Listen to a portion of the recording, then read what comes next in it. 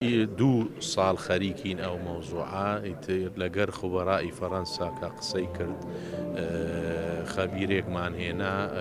ئیشی تایبەتە هی ئەو پرۆژانە مهندس معماریە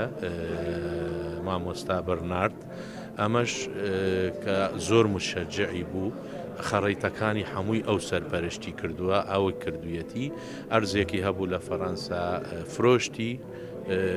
تەبەڕعی کرد بۆ ئەو پرۆژەیە 650,000 دلار ئەتوانین هەیکەلەکە بەرزیکەین و ئیتر بە سەرپەرشتی کەنیسەیە لیژنەمان داناوە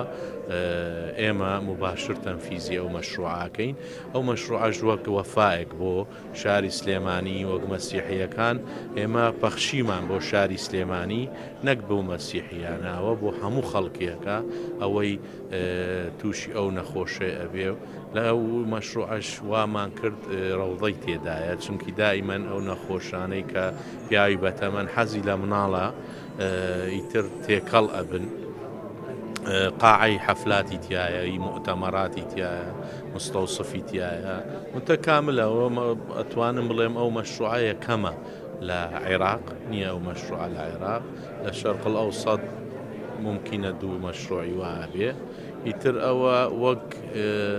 خەون بوو ئێمە ئەمڕۆ ئەو خەونە تەنفیز کرا مەتران مار یوسف تۆما چوو بۆ هەند کادری تایبەت هەیە بۆ خزمەت گوزاری ئەو نەخۆشانەی کە هەن و